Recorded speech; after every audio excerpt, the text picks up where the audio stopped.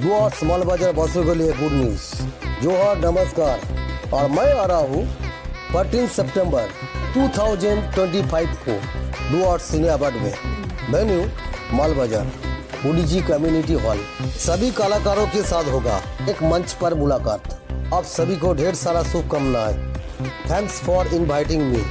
Chief executive officer mister Arujit Lohara.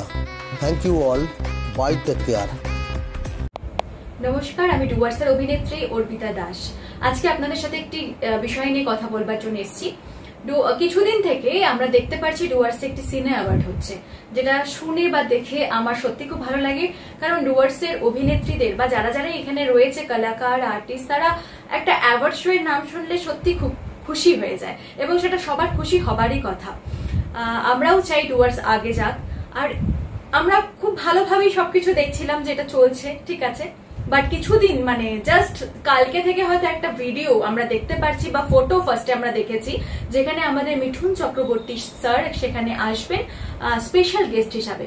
সেটা দেখে আমার খুবই মানে পার্সোনালি খুব ভালো লাগে যে হ্যাঁ, আমাদের ডুয়ার্স তাহলে আস্তে আস্তে উন্নত হচ্ছে।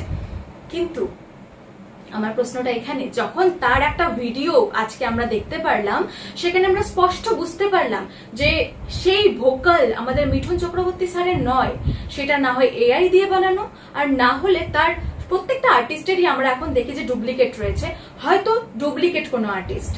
কিন্তু আজ এটা যে অর্গানাইজ করছে ALF বলে কোনো সংস্থা, তো তাদের কাছে আজকে আমার কাছে একটা নিউজ চ্যানেলে ফোন আসলো, বললো এটা নিয়ে একটু কিছু কথা বলতে। তো আমার একটাই প্রশ্ন, একটাই কথা, যে এখন যদি সেটা বলা হয়ে থাকে যে হ্যাঁ সত্যি সেটা মিঠুন চক্রবর্তী স্যার আসছেন না, সেটা তার ডুপ্লিকেট একজনকে নিয়ে আসা হচ্ছে, তাহলে আমার কথা যে তখন যখন পোস্ট হলো ভিডিওটা, তখন কেন সেখানে উপরে লেখা রইলো না যে এটা মিঠুন চক্রবর্তী স্যার নয়, তার ডুপ্লিকেট একজন আসছে?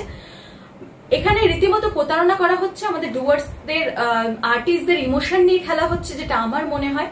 কারণ আমরা প্রত্যেকটা ডুয়ার্সের আর্টিস্টরা যথেষ্ট স্ট্রাগল করে যাচ্ছি ইন্ডাস্ট্রিকে বাঁচানোর জন্য, এবং সেখানে এত বড় একটা প্রতারণা আমরা সত্যি নিতে পারছি না। তাই সরকারের কাছে আমার অনুরোধ, এটা নিয়ে একটু যাচাই করা হোক। আর এই যে হয়ে গেছে এটা যে মিঠুন চক্রবর্তী স্যার আসছে, এটা নিয়ে পুলিশ বা সরকারের কিন্তু দেখা উচিত। Thank you.